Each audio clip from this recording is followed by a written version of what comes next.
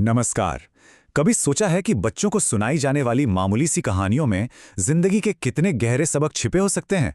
आज हम ऐसी ही दो कहानियों में गोता लगाएंगे, एक जादुई चम्मच की और एक जादुई चूल्हे की। चलिए देखते हैं कि ये साधारण सी चीजें हमें इंसानी फितरत के बारे में क्या कुछ सिखा सकती हैं। तो यही है वो सवाल जो आज हमारी पूरी पड़ताल का सेंटर पॉइंट रहेगा। ये सिर्फ सोने के वक्त की कहानियां नहीं हैं, नहीं, ये अच्छाई, बुराई और हमारे रोजमर्रा के फैसलों के बारे में है। तो चलिए इन कहानियों की परतों को खोलते हैं और देखते हैं कि अंदर क्या छिपा है। हर बड़ी कहानी की शुरुआत एक संघर्ष से होती है ना? और ये दंत कथाएं भी कुछ अलग नहीं है। मतलब जादू के आने से बहुत पहले हमारे जो किरदार हैं वो बहुत ही असली, बहुत ही इंसानी मुश्किलों से जूझ रहे थे। और यही वो नींव है जिस पर ये पूरी कहानी टिकी है। एक याद कि सबसे अंधेरे पलों में भी उम्मीद की एक किरण मिल सकती है। तो चलिए मिलते हैं हमारे किरदारों से। एक तरफ है नर्मदा और उनका पोता रिंकू, जिन्हें उनके ही घर वालों ने बेसहारा छोड़ दिया है। और दूसरी तरफ है अजय, एक नौजवान जो अपने माँ बाप को खोने के बाद इस दुनिया में बिल्कुल अकेला पड़ गया है। देखिए, दोनों ही भूख, अकेलेपन और एक तरह की निराशा का सामना कर रहे हैं, जो उन्हें एक साझे दर्द में बांध देता है। जरा सोचिए, अपने भूखे पोते के लिए थोड़ी सी मदद मांगने पर ऐसे शब्द सुनना कैसा लगता होगा। पड़ोसी निर्मला के ये कड़वे बोल नर्मदा के दर्द को और भी गहरा कर देते हैं। ये सिर्फ पेट की भूख की बात नहीं थी, ये उस अपमान और हताशा की बात है जो तब महसूस होती है जब मदद के लिए कोई दरवाजा खुला ना दिखे। अजय का दर्द थोड़ा अलग है, खामोश है, पर उतना ही गहरा। वो अपनी माँ को याद करके रोता है। उसका दुख इतना ज्यादा है कि वो अपना ही खाना जला बैठता है। उसका अकेलापन मानो हम महसूस कर सकते हैं, जो हमें उसके संघर्ष की गहराई का एहसास कराता है। और फिर ठीक उसी वक्त जब लगता है कि सारी उम्मीदें खत्म हो गई हैं, कुछ असाधारण होता है। कहानी एक ऐसा मोड़ लेती है जिसकी किसी ने उम्मीद नहीं की थी और निराशा को हैरानी में बदल देती है। क्या हो अगर एक मामूली सी चीज आपकी पूरी दुनिया बदल दे? रिंकू के लिए मदद एक दिव्य अजनबी के रूप में आती है जो उसे एक हीरे का चमकता हुआ चम्मच देता है। अजय के लिए जादू थोड़ा और रहस्यमयी है। उसका साधारण सा मिट्टी का चूल्हा अचानक से कभी ना खत्म होने वाले खाने का एक जरिया बन जाता है। दो अलग अलग तोहफे, दोनों ही जिंदगी बदलने वाले और दोनों ही रहस्य में लिपटे हुए। यहाँ एक बड़ा मजेदार फर्क है इन दोनों जादू के काम करने के तरीके में। चम्मच जो है वो क्वालिटी को बढ़ाता है, मतलब किसी भी साधारण खाने को एक लाजवाब डिश बना देता है। वहीं दूसरी ओर चूल्हा क्वांटिटी देता है, जो कभी ना खत्म होने वाले खाने का वादा करता है। एक रूह को खुश करता है तो दूसरा पेट भरता है। ये एक बहुत ही जरूरी फर्क है, इसे याद रखिएगा।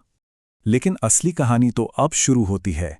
ये जादू अपने आप में मंजिल नहीं है, ये तो एक इम्तिहान है, एक आईना है जो हमारे किरदारों के दिल की सच्चाई को सामने लाता है। अब उन्हें एक चुनाव करना है। क्या वो इस तोहफे का इस्तेमाल अच्छाई के लिए करेंगे या फिर इसे लालच की भेंट चढ़ा देंगे? और हमारे नायक यहाँ वाकई चमकते हैं। बिना एक पल की भी हिचकिचाहट के नर्मदा और अजय दोनों ही इस नेमत को बांटने का फैसला करते हैं। वो इस अचानक मिली किस्मत को सिर्फ अपने तक नहीं रखते, बल्कि इसे पूरे समुदाय का आशीर्वाद समझते हैं। उनकी पहली सोच देने की है, लेने की नहीं। यहां से कहानी साफ तौर पर दो हिस्सों में बंट जाती है।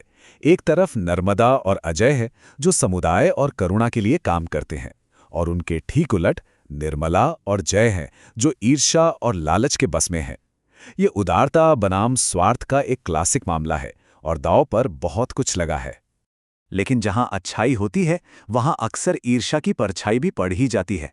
तो अब खलनायक मंच पर आते हैं। उनकी आंखों में लालच भरा है, पर वो ये नहीं जानते कि इस जादू की अपनी एक मर्जी है, और ये उन लोगों पर बिल्कुल भी मेहरबान नहीं होता जिनके दिलों में अंधेरा है। निर्मला और जय दोनों ही तबाही के एक ही रास्ते पर चलते हैं। ये ईर्ष्या से शुरू होता है, वो दूसरों की खुशी देख ही नहीं पाते। फिर ये उन्हें धोखे की ओर ले जाता है और फिर चोरी की तरफ। लेकिन उन्हें जल्द ही पता चलने वाला है कि जो जादू उदारता का इनाम देता है, वही स्वार्थ को बड़ी बेरहमी से सजा भी देता है। निर्मला को अपने लालच का फल तुरंत चखने को मिलता है। जब वो चोरी का चम्मच इस्तेमाल करती है तो उसे वो लाजवाब स्वाद नहीं मिलता, बल्कि उसे एक जलती हुई पीड़ा महसूस होती है, मानो एक साथ 10 मिर्चियां खाली हों। वही चीज जो दूसरों के लिए खुशी लाती थी, उसकी बुरी नीयत की वजह से उसे तकलीफ देती है। और जय, उसका हश्र भी कुछ ऐसा ही होता है, बल्कि और भी नाटकीय।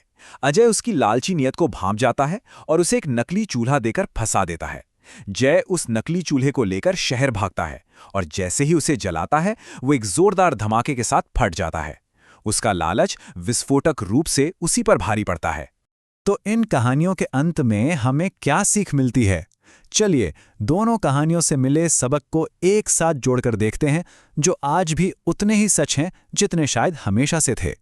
तो हम क्या सीखते हैं? पहली बात, उदारता से मिली सफलता हमेशा टिकती है, जबकि लालच आखिर में खुद को ही तबाह कर देता है।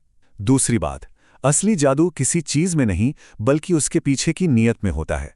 सब कुछ इस पर निर्भर करता है कि हम अपने पास मौजूद चीजों का इस्तेमाल कैसे करते हैं। और आखिर में ये कहानियां हमें याद दिलाती हैं कि एक खुशहाल समुदाय किसी भी निजी दौलत से कहीं ज्यादा कीमती है।